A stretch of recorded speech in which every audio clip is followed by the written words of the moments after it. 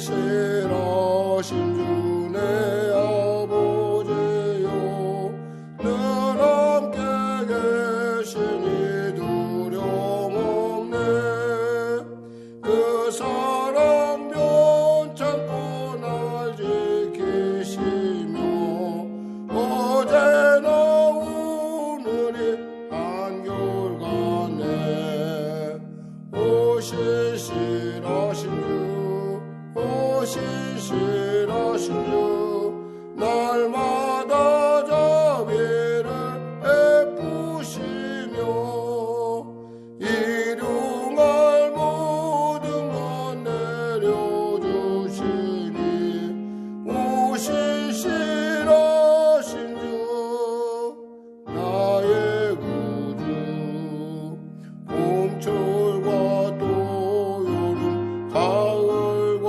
겨울 해와 달 별들도 다 주의 것 만물이 주 영광 드러내도다 신실한 주 사랑 나타내네 오 신실하신 주 오 신실하신 주 날마다 자비를 베푸시며 일용할 모든 것 내려주시니 오 신실하신 주 나의 구주 내 죄를 사하여 안위하시고 주 친히 오셔서 인도하네 오늘의 힘되고 내일의 소망 주만이 만복을 내리시네 오 신실하신 주 오 신실하신 주 날마다 자비를 베푸시고 일용할 모든 것 내려주시니 오 신실하신 주 나의 구주 아멘. 찬송가 253장입니다.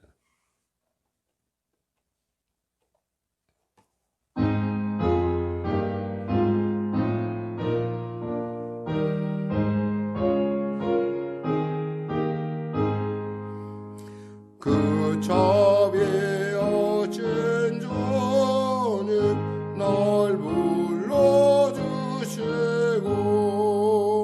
주 귀한 보혈을요 날 씻어주시니 내 죄가 영하여도 날 깨끗게 하사 그 귀한 보혈로서 날 구원하시네 그 크신 주의 사랑 날 주께 이끌어 그 넓은 주의 마음 날 용서하시네 그 크신 주의 은총 큰 기쁨 주시네 나 주의 영광 전치 자비하게 하시네 주 성령 우리 마음을 주께로 이끄니 나 주의 은총 입고 주 찬양합니다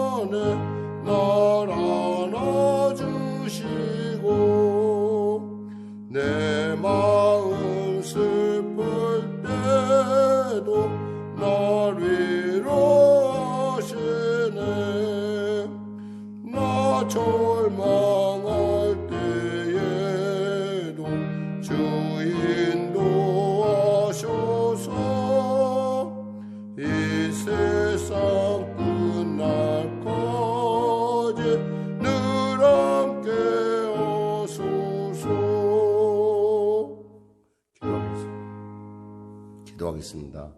하나님 감사합니다. 오늘 하나님께서 귀하고 복된 귀한 이 아침 우리가 허락하여 주시고 주 앞에 나와 찬양하며 또 기도하며 말씀으로 나아가게 하심을 감사합니다. 이 새벽에 귀한 것은 주님이 나를 기다리시며 또 나 역시 주님을 만남의 기쁨으로 충만함이 아니겠습니까? 주의 성령께서 오늘 이 시간 이 모든 것을 우리에게 허락하심으로 말미암아 예수를 더 깊이 알게 하여 주시고 아버지 하나님의 그 크신 사랑과 그 놀라운 그 은혜 그리고 그분의 예비하심과 그분의 승리를 우리로 찬양하게 하심을 감사합니다. 거룩한 예수의 십자가의 공로가 우리 안에 있듯 우리의 삶 가운데도 놀라운 살아계심의 증거가 날마다 새롭게 하여 주시고 그 십자가를 알아가는 놀라운 삶 그리고 그 부활과 다시 오심을 갈망하는 우리 놀라운 우리 모두가 될 수 있도록 은혜 베풀어 주시옵소서. 나라와 민족을 불쌍히 여기시고 복음통일 평화 통일케 하여 주시고 무엇보다도 간절히 바라옵기는 코로나19가 속히 종식되게 하여 주시옵소서. 각종 변종들이 나타나 백신들의 그 효능을 무력화할 정도로 다채로운 여러 가지 많은 양상들을 띠고 있습니다. 하나님, 보건당국자들에게 지혜를 주시고 또 정치를 위반하는 모든 자들에게 정말 주님의 주시는 놀라운 지혜로 잘 이겨나갈 수 있도록 도와주시옵소서. 아울러 또다시 주어지는 그런 기회 가운데 연구자들이 더 열심을 내게 하셔서 백신 개발 가운데 그리고 치료약 개발 가운데 더욱더 안정되고 확실한 그리고 분명한 그런 놀라운 약들이 준비될 수 있도록 은혜 베풀어 주시옵소서. 자연계에 수많은 물질들이 있지만 주님께서 허락하지 아니하시면 우리가 어찌 알겠습니까? 도와주시옵소서. 아울러 아버지 하나님 간절히 바라옵기는 나라와 민족을 불쌍히 여기시고 하나님 간절히 바라옵기는 이 나라 경제를 불쌍히 여겨 주시옵소서. 심히 이제 1년을 넘어 이제 아버지 새로운 양상으로 가고 있는 이 코로나 시국 가운데 하나님 함께 하시고 특별히 교회들이 스스로의 방역은 물론이요 아버지 이웃에게 혹여나 누가 되지 않도록 붙잡아 주시고 또 우리 모두가 정말 깨어서 방역과 또 자기 스스로의 건강을 지키는 일에 있어서 최선을 다하게 하여 주시옵소서. 아울러 우리 어린 자녀들에게 은혜와 능력과 지혜와 총명과 주님의 기뻐하심을 허락하여 주시고 지혜와 계시의 영을 통해서 늘 주님의 주신 그 은혜 가운데 승리케 하여 주시옵소서. 아직도 안면근육의 경직으로 말미암아 어려움 겪고 있는 우리 집사님 치료 강정 바라여 주시고 하나님 그 신경증들이 완전히 치료될 수 있도록 염증들이 사라지게 하여 주시옵소서. 아울러 또한 새로운 국면 가운데 또 나아가며 또 준비하며 또 나아가는 우리 사랑하는 권사님들의 삶 가운데도 함께 하시고 감당케 하신 하나님의 은혜와 또 복된 주님의 예비하심이 나타나게 하여 주시옵소서. 성령의 교회를 축복하여 주시고 은혜 베풀어 주시옵소서. 안전하게 우리 사랑하는 우리 성도들을 축복하시고 보호하여 주시옵소서. 예수님의 이름으로 기도드립니다. 아멘. 하나님은 살아계십니다. 오늘 은혜 나누실 말씀은 데살로니가전서 4장 1절에서 12절 말씀 되시겠습니다. 데살로니가전서 4장 1절에서 12절 말씀. 우리 하나님 말씀 같이 합독하도록 하겠습니다. 데살로니가전서 4장 1절에서 12절 말씀입니다. 그러므로 형제들아 우리가 끝으로 주 예수 안에서 너희에게 구하고 권면하노니 너희가 마땅히 어떻게 행하며 하나님을 기쁘시게 할 수 있는가를 우리에게 배웠으니 곧 너희가 행하는 바라 더욱 많이 힘쓰라. 우리가 주 예수로 말미암아 너희에게 무슨 명령으로 준 것을 너희가 아느니라. 하나님의 뜻은 이것이니 너희의 거룩함이라. 곧 음란을 버리고 각각 거룩함과 존귀함으로 자기의 아내 대할 줄을 알고 하나님을 모르는 이방인과 같이 세욕을 따르지 말고 이 일에 분수를 넘어서 형제를 해하지 말라. 이는 우리가 너희에게 미리 말하고 증언한 것과 같이 이 모든 일에 주께서 신원하여 주심이라. 하나님이 우리를 부르심은 부정하게 하심이 아니요 거룩하게 하심이니 그러므로 저버리는 자는 사람을 저버림이 아니요 너희에게 그의 성령을 주신 하나님을 저버림이니라. 형제 사랑에 관하여는 너희에게 쓸 것이 없음은 너희들 자신이 하나님의 가르치심을 받아 서로 사랑함이라. 너희가 온 마게도냐 모든 형제에 대하여 과연 이것을 행하였도다. 형제들아 권하노니 더욱 그렇게 행하고 또 너희에게 명한 것 같이 조용히 자기 일을 하고 너희 손으로 일하기를 힘쓰라. 이는 외인에 대하여 단정히 행하고 또한 아무 궁핍함이 없게 하려 함이라. 아멘. 저는 본문 말씀을 중심으로 하나님을 기쁘시게 하는 삶이라고 하는 제목의 말씀 나누기 원합니다. 데살로니가의 당시 그 교회는 두 가지 잘못된 이단의 영향권 아에 있었습니다. 첫째는 뭐냐면 주님의 재림이 임박했기 때문에 우리가 더욱더 주의 일에 힘써야 된다라는 그런 강박관념으로 말미암아 그들이 자신의 생업을 포기하고 하나님의 신방과 주의 말씀을 전하는 일에 아주 열심을 내고 있었습니다. 또 하나는 무엇인가 하니 주님이 오시지 않았는데 죽은 사람에 대한 주님이 오시지 않았는데 예수 안에서 죽은 사람들에 대한 그 예후에 대해서 그들은 아주 궁금해한 것이 많았고 그것에 대해서 놀라지 않았습니다. 그러니까 이 두 가지가 어떻게 생각하면 우리로 하여금 복음에 대한 우리의 자세에 있어서 과연 우리가 좀 치우친다는 것이 무엇인가를 알게 하는 어떤 역사적인 예가 될 수 있겠죠. 사실 우리도 얼마 전에 다미선교회라고 하는 종말론자들, 극단적 종말론자들이 있어갖고 또 그들로 말미암아 우리가 많이 참 어려움을 겪었습니다. 오대양 사건도 있었고 다르게 보면 극단적 종말론자들이 갖고 있는 어떤 극단성은 사실 우리의 인생의 어떤 우리 상상을 초월하는 어떤 그런 치우친 모습들을 보이고 있죠. 근데 그런 모습들이 오늘날의 이야기가 아니라 사실은 그때에도 있었다는 사실입니다. 그러니까 바로 바울이 복음을 전하던 그 당시 유럽 땅에 복음을 전하던 그 당시에 있었다는 거죠. 그러니까 오늘 본문을 통해서 그럼 주님이 과연 이 임박한 종말 가운데 주님이 원하시는 것은 무엇이며 우리에게서 하나님을 기쁘시게 하는 것 그리고 하나님이 원하시는 바른 삶, 종말을 대비하는 삶은 어떤 것인가 우리가 한번 살펴보는 시간을 갖도록 하겠습니다. 1, 2절 같이 합독하겠습니다. 그러므로 형제들아 우리가 끝으로 주 예수 안에서 너희에게 구하고 권면하노니 너희가 마땅히 어떻게 행하며 하나님을 기쁘시게 할 수 있는가를 우리에게 배웠으니 곧 너희가 행하는 바라 더욱 많이 힘쓰라. 우리가 주 예수로 말미암아 너희에게 무슨 명령으로 준 것을 너희가 아느니라. 바울이 어떻게 살아야 될 거에 대해서는 이미 잘 알려준 바 있죠. 근데 이 재림을 기다리는 하나님의 주님의 다시 오심을 기다리는 성도에 있어서 중요한 초점은 뭐냐면 하나님을 기쁘게 할 수 있는가? 어떻게 하나님을 기쁘게 할 수 있는가? 즉 다시 만날 주님, 다시 오실 주님을 우리가 어떻게 하면 기쁘게 할 수 있을까라고 하는 부분입니다. 오늘날 우리에게도 이것은 오늘날 이 시대를 살아가는 우리 성도에게도 당연한 이슈겠죠. 우리가 어떻게 하면 하나님을 기쁘시게 살 수 있을까? 한마디로 말하면 하나님께 집중하라는 것입니다.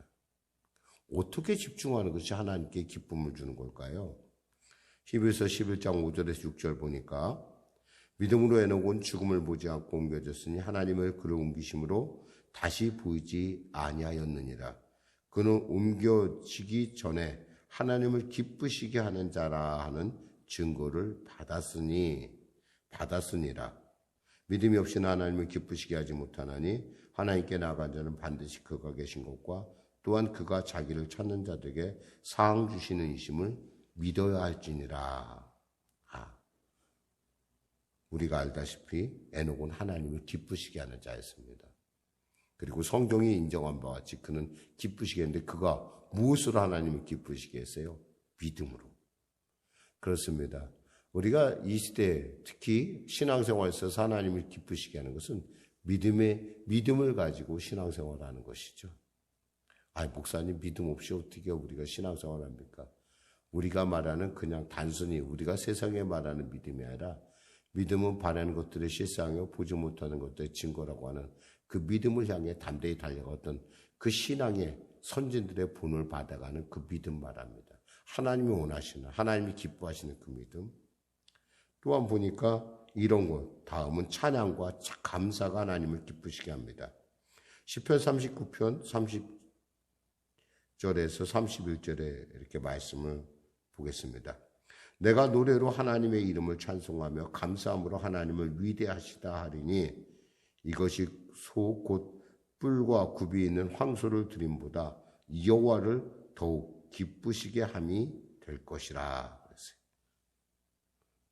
또 우리가 알다시피 에녹만큼은 하나님을 기쁘시게 했던 하나님 마음에 합했던 사람이 누굽니까? 바로 다윗이죠. 다윗이 하나님을 기쁘시게 했다는 건 뭐예요? 보니까 찬송하고 감사하라는 겁니다. 그렇습니다. 하나님을 기쁘시게 하는 또 하나의 요건은 찬송하며 감사하는 겁니다.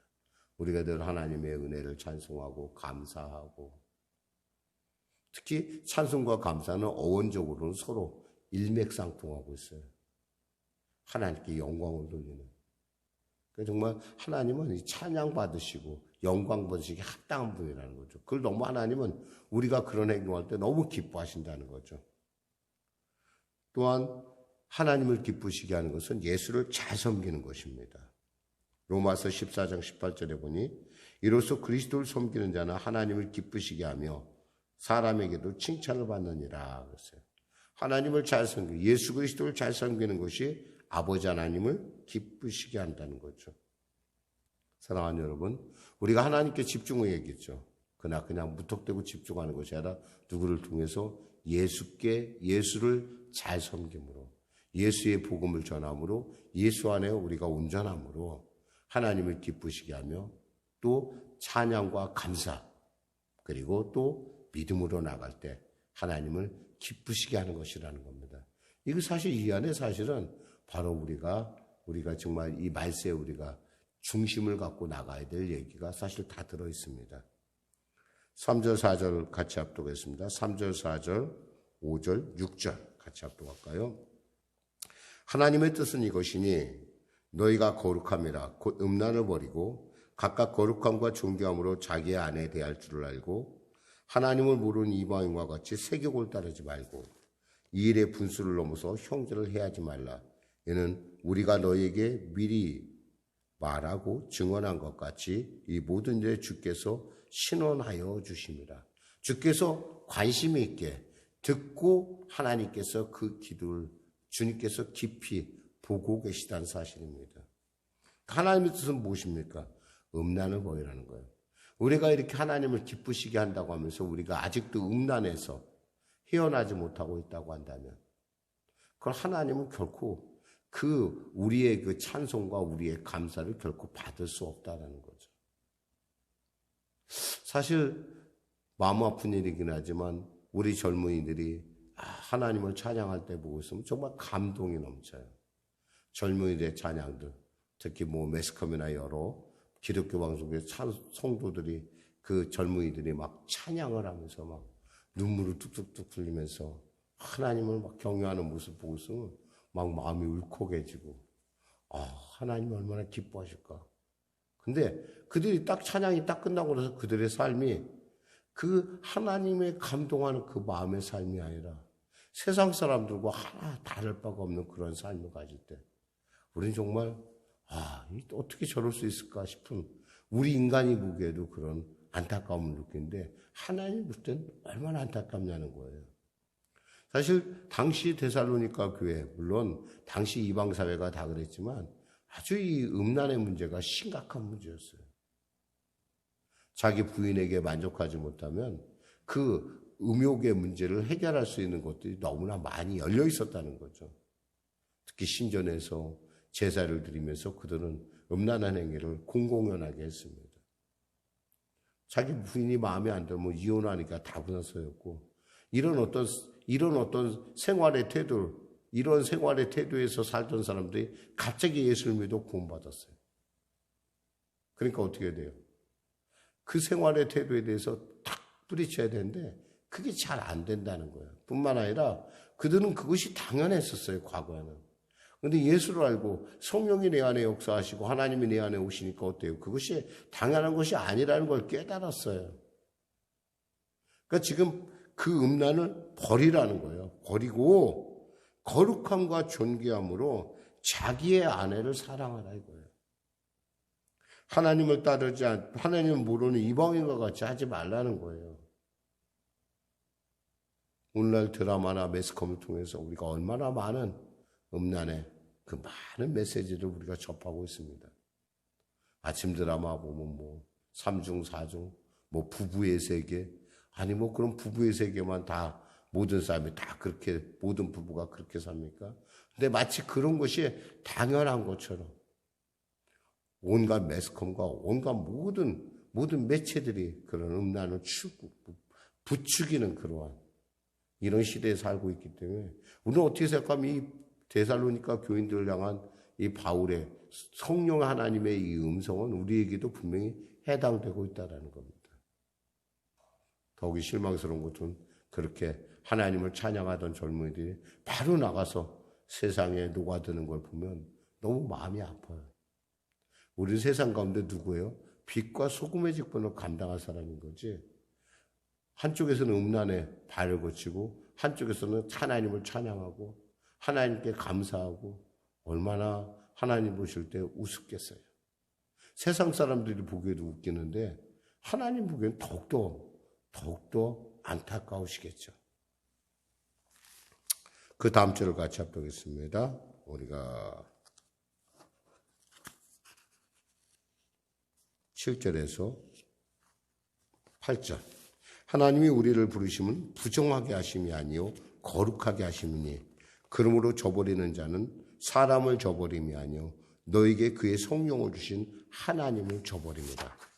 단순하게 우리가 사람을 무시하는 것이 아니라 우리에게 성령 주신 하나님을 저버리는 것이기 때문에 우리가 특히 이 음란에 대해서 그리고 하나님의 부르심에 대해서 하나님을 집중한다는 것에 대해서 우리가 깊이 다시 한번 생각하고 묵상할 필요가 있다는 것입니다. 그리고 따라야겠죠. 마지막으로요. 우리 마무리할까요? 9절에서 11절 말씀 같이 합독하겠습니다. 형제 사랑에 관하여는 너희에게 쓸 것이 없으면 너희들 자신이 하나님의 가르치심을 받아 서로 사랑함이라. 너희가 온 마게도냐 모든 형제에 대하여 과연 이것을 행하였도다. 형제들아 권하노니 더욱 그렇게 행하고 또 너희에게 명한 것 같이 조용히 자기 일을 하고 자기 손으로 일하기를 힘쓰라. 이는 외인에 대하여 단정히 행하고 또한 아무 궁핍함이 없게 하려 함이라. 그렇습니다. 특히 데살로니가 교인들은 굉장히 사랑이 많았어요. 그래갖고 그들 중에서 극단적 종말론에 빠져서 일도 안 하고 막 신방하는 그런 사람들과 서로 그들을 사랑했고 그들을 섬겼고 그들과 함께 나누는 걸 아까워하지 않았어요. 근데 사실 알고 보면 어때요? 일하지 않고 먹는다는 것 자체가 이거 굉장히 남에게 폐를 끼치는 건다는 거죠. 자기 자신은 하나님의 종말에 가깝기 때문에 나는 하나님의 일을 열심히 해야 되고 당신들은 열심히 일하는 사람들은 열심히 나를 먹여야 되고 이게 말이 안 되는 거죠. 지금 바울은 두 가지를 얘기하고 있어요. 첫째가 뭐냐면 글자 그대로 10절에 보니까 좀 뭐라고 얘기하냐면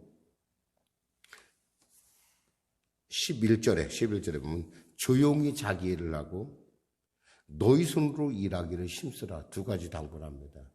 너희들이 서로 사랑하는 것에 대해서 내가 더 이상 말할 것이 없을 정도로 너희는 정말 서로 사랑하고 서로 위하고 정말 아름다운 사랑의 교제를 갖고 있는 걸 안다. 그런데 좀 첫째, 너희들에게 두 가지 당부할 건데, 첫째, 자기 일을 해서 자기가 먹어라. 그리고 또 하나는 뭐냐면 좀 조용히 자기 일을 하라는 거예요. 입으로 너무 떠들거나 입으로 소란을 일으키지 말라는 거예요. 그러니까 이 종말을 살아가는, 정말 이 시대를 살아가는 우리에게 있어서 정말 이것은 똑같이 동일하게 교훈됩니다. 한참 종말론이 성할 때 사람들이 세상에는 필요 없어. 이제 하나님 앞에 집중하는 거야. 하나님께 집중하는 거야. 그러면서 그들이 벌였던 많은 일들을 우리는 기억하고 있습니다. 하나님은 그걸 원하는 것이 아니에요. 우리가 하나님의 때는 하나님이 정하는 거지 우리가 정하는 것이 아니에요. 그런데 당시 데살로니가 교인들은 하나님이 언제 곧 다가온다라는 것, 그리고 몇 월 며칠까지도 정했는지도 몰라요. 오늘날 이단처럼. 그때까지 오실 거야. 그러니까 일할 필요가 없어. 하나님께 집중해야 돼.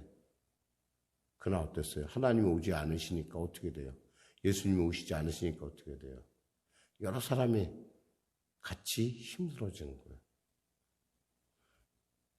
지금도 그렇지만은 우리가 무엇보다 우리가 크리스찬들은 정말 자기 자신의 일을 자기가 열심히 일하고 자기 손으로 자기의 그 일을 자기가 먹을 것을 버는 것, 그 먹을 것을 자기 스스로 애쓰는 것은 너무 당연하다는 거예요. 그리고 할 수 있으면 뭐요? 조용히 자꾸 말 떠들지 말고 분란 일으키지 말고 조용히 자기 일에 힘쓰는 것이 바로 바른 주님의 재림을 준비하는 주님의 그 다시 오심을 종말, 우리에게 온전한 종말을 준비하는 그러한 자세라는 것을 사도 바울은 이야기하고 있습니다. 기도하겠습니다. 하나님 아버지 감사합니다. 주님이 오시기에 심히 가까운 이때 우린 자칫 또 극단으로 흐를 가능성이 많습니다. 그러나 하나님이 원하시는 것은 바로 이 어려운 때일수록 우리가 하나님을 기쁘시게 하는데 그 기쁘시게 함을 위해서 우리가 무엇보다도 자기 스스로의 일상에 최선을 다하게 하여 주시고 또 말을 잘 조심하는 말에 문제를 일으키지 않은 말의 온전함이 바로 하나님의 오심을 준비하는 것이라는 걸 우리로 알게 하시면 감사합니다. 어려운 이때 우리가 믿음으로 감사와 찬양으로 그리고 그리스도를 섬긴 일에 최선을 다함으로 말미암아 주님 만났을 때 아버지 하나님 앞에 설 때 착하고 충성된 종이라고 하는 칭찬과 그 놀라운 인정만은 우리가 모두가 될 수 있도록 은혜 베풀어 주시옵소서. 감사하며 예수님의 이름으로 기도드립니다. 아멘. 우리 말씀 생각하며 우리 찬양 드리고 기도하는 시간 갖도록 하겠습니다. 찬송가 180장입니다.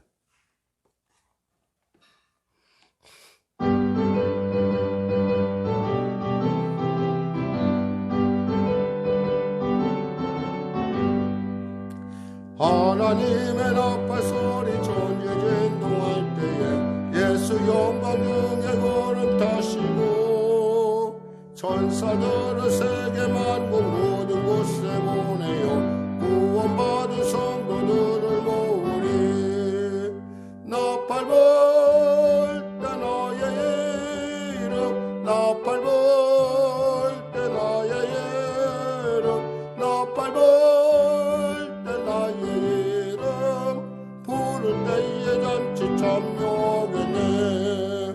무덤 속에 잠자던 자 그때 다시 일어나 영원로운 부활 승리 오더래.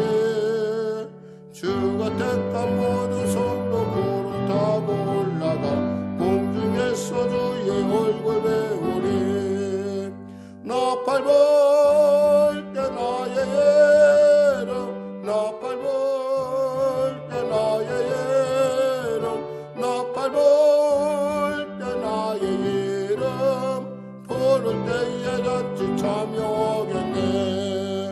주님 다시 오실 날은 우리 알 수 없으니 항상 기도하고 깨어 있어서 기쁨으로 보좌 앞에 우리 나가서도 그때까지 참고 기다리겠네.